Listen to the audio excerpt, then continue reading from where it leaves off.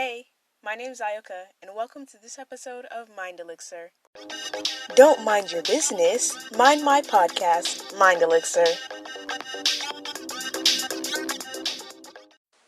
So today I'm going to be talking about some of the positive change brought by the Black Lives Matter movement, because there's just been so much unity and strength with all of us coming together for a common cause, and I don't think people have talked about all of the positive things that's really come from this movement.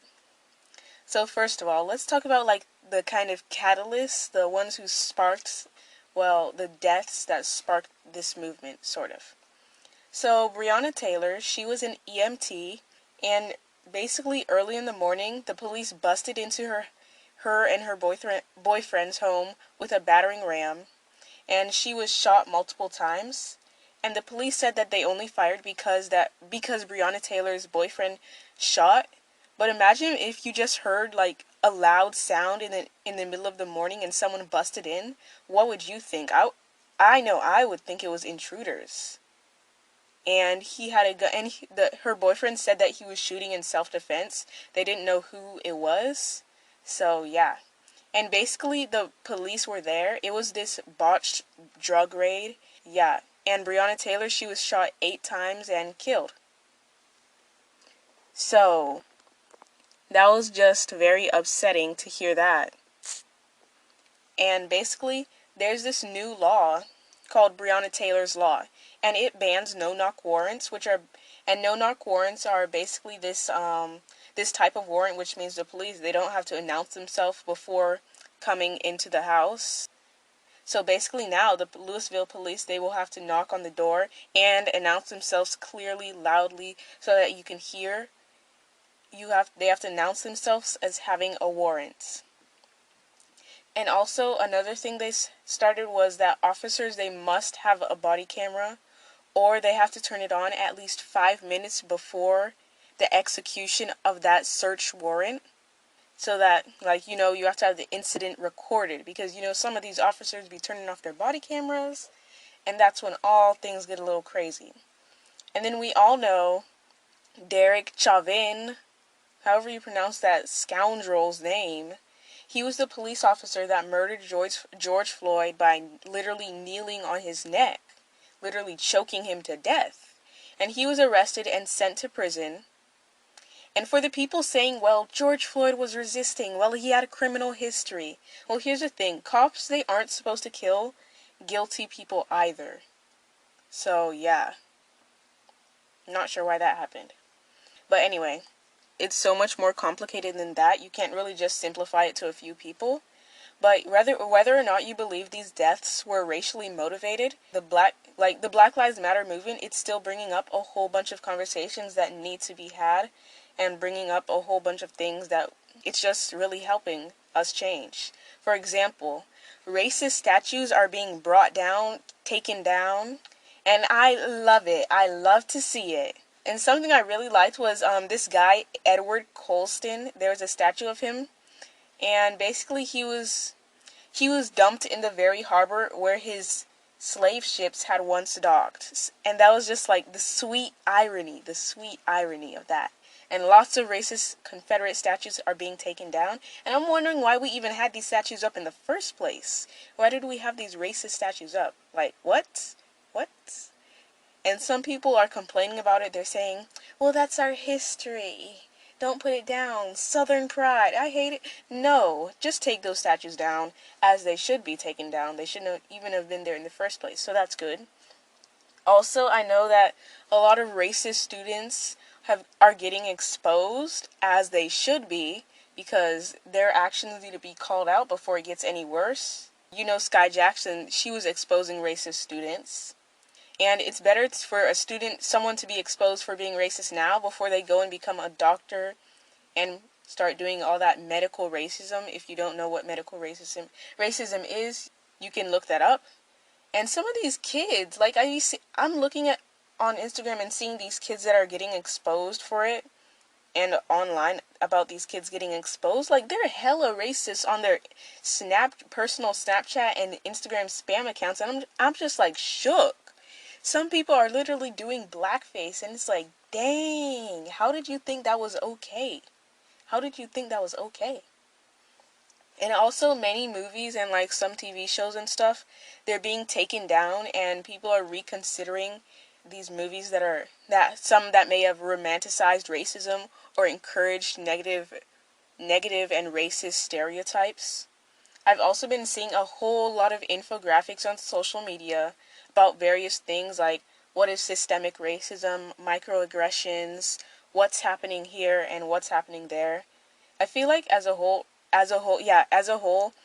these infographics have just gotten super popular, really.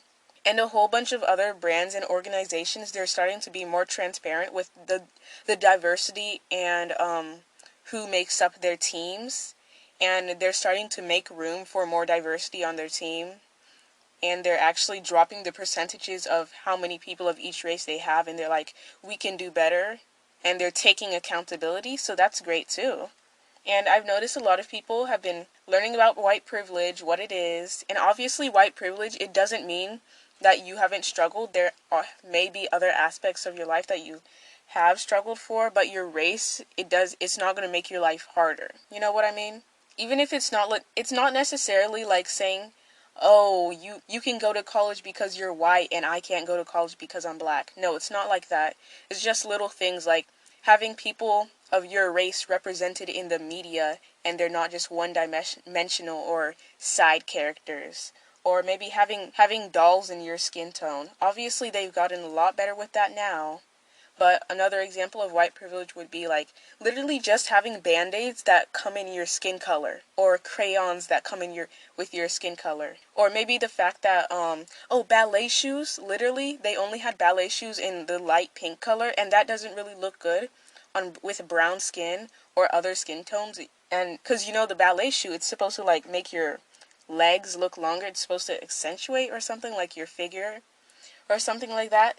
And now they've just recently started making brown colored and different colored ballet shoes to complement other skin tones for people of other races. So that was just another example of white privilege that you may not have noticed. And I've noticed a lot of people are also educating themselves about important topics, and that's great too. Which another thing is, so I've noticed when educating yourself, it's okay to be curious.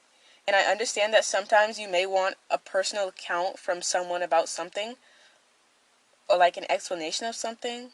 But other times, people should stop always expecting other groups, like marginalized people, or minorities, or people of color, or a certain group of people to always educate you on a subject, when you can literally go to Google, go read a book. Like, I be seeing all the time, I see people ask the dumbest or the most obvious questions in comment sections.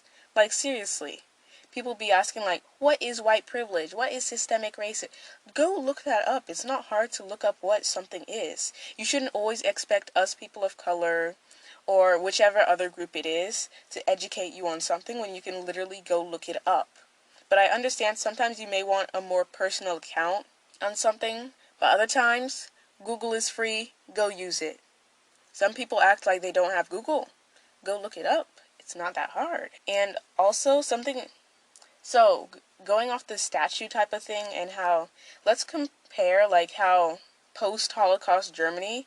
So in Germany, people, they are required to learn about the Holocaust and they don't have Hitler statues up there. Why do we have statues of Confederate people?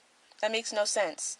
And also, I'm pretty sure that distribution of Nazi symbols, neo-Nazi groups, they're banned over there in Germany too. And obviously it's America, and like one of the main things about America is like freedom, my rights, all of that. And we can't just do that. But maybe it should just be a little bit more stricter. I guess that's what I'm trying to say. And also with police reform, there's been a lot of police reform going on. There have been several states that's actually banned chokeholds and any other airway restricting techniques. So that's really great. And whole bunch of other states across the nation, they're reviewing their policies and their laws with the policemen and regarding all of that. And they are requiring officers to use body cameras and dash cams because, to record the incident. don't want suspicious stuff going on, don't want other police brutality incidents happening, and then there not being any evidence. And they're also proposing laws to accelerate the release of these videos whenever an incident does happen. Because, I've noticed how long it always takes so long for them to release the body camera footage or the footage of incidents of these police brutality incidents that happen. And it's like, why? And then in California, some of the prosecutors, they're actually telling the state bar to ban district attorneys from accepting money from the police unions, which basically to me sounds like bribes so that you won't send the police officers to prison for misconduct or whatever. So that's great too, because we don't like bribes. That's not cool. And also some other things are, some cities, they're making it mandatory for officers to intervene if they see someone using an unnecessary amount of force, an unwarranted amount of force. Like, they're actually making that mandatory, which should have been done a while ago, but, progress is progress. It's still great. We still have a long way to go, but it's great what we are doing right now. And hopefully that can make something better happen. And also, many people are talking about defunding the police. By the way, defunding the police is not abolishing it. We're not abolishing the police. Please. I need to tell you that, because some people think that. And it's like, how did you get that idea? It's not that hard to look up what defunding the police means, and you would see that it's not the same as abolishing. But still, some people think that's what defunding is. And actually, I made this little infographic, if that's what it's called. I posted one on my Instagram. It's called about what defunding the police is. But if you do not know what defunding the police is, it's basically you're just moving some of the police department's combined $115 billion budget to resources for helping better our communities all around the U.S. and things like mental health resources and facilities. Hold up. And the USPS, the Postal Service, because for some reason, the government, they're trying to defund that. Not sure why. Doesn't make sense. Because we need to do our mail. And also schools. And also, actually, something I heard they're doing right now is, like, some of the police departments, whenever they get a call for a certain situation, they'll assess if that situation, they actually need a mental health professional to be there. And instead of sending the police over, they'll send one of their mental health professionals over. Because, sometimes when the police are sent over to a situation that they aren't necessarily specialized in, this can really cause it to turn violent, and this can escalate the situation. And the person there, they'll become panicked, and that isn't very helpful. Yeah, so it's great that they're actually taking proper measures now. And the police are not getting abolished. Please do not confuse abolishing the police with defunding the police. And if you want to learn more about this, there's actually a little infographic, a post I made on my Instagram, at mind.elixir. Yes, I have to hype myself up because it kind of flopped. So please go check it out, at mind.elixir. And, sometimes there can be violence from both sides, like the police and the protesters. And, but the police, many times, they'll escalate situations. Even if you're, like, imagine if you're just casually protesting and you see an officer all decked out in their military gear with some big guns. Like, I'd be scared. I haven't gone protesting, but, like, if I saw that, I'd be pretty scared. Listen to this. 80% of protests are peaceful. So people are always bringing up, like, oh, but what about the looting? What about the fire? Shut up. No one cares. I mean, I care, but, like, stop trying to just focus on only the violent protests whenever 80% of them are peaceful. And many times it may be even just be the police that escalate the situation. And something I really dislike is how people, they'll always bring up Martin Luther King and say, well, he wouldn't want this. He would want peace. Like, please, like, okay? What was the point in saying that? Stop. People are always trying to pull the dead person card, and I'm like, really? What's the point of that? We're literally in a movement for human rights, and you're trying to bring up, oh, well, what about peace? Martin Luther King, he wouldn't want that. No. because that's really just unnecessary. Stop trying to pull the dead person card. It's not cute. It's not cool. And I'm not sitting here saying I want people to be violent and attack the policemen. No. But many of the greatest movements, like well, not greatest, but not every change in history was peaceful. Like, it didn't result from people being peaceful. That's what I'm trying to say, I guess. Like, not every movement was completely peaceful. I mean, sometimes actions will speak louder than just words. But, like, I'm not saying that you should just go out and be violent, loot, and do all that. And I also noticed that people on social media, like some certain white supremacist type people, they were bringing up this one white kid that got killed by a black man and saying, "Justice for Timmy." Like, I don't even know what this kid's name is. I'm just gonna call him Timmy. Like, but honestly, I feel like these people who were bringing up this boy, they were only just jealous, and they were really just looking for an excuse to be racist for no reason. Because, listen, this white kid that was killed by a black man, the man who did this, he got arrested. He got put in prison. So I'm not sure why you're saying, "Justice for Timmy, say his name. You guys don't care about him. All lives matter." And going off the all lives matter topic, some people are just so ignorant on racist, honestly. Like, so honestly, yes, of course, all lives do matter. But in this day and age, whenever you're in this time right now, whenever you say all lives matter, you're saying it as a rebuttal to the Black Lives Matter movement, a movement that is fighting for racial equality, which kind of makes you sound racist. So yeah. And whenever people, what was I even going to say? Oh, so people will always be talking about, well, if the roles were reversed.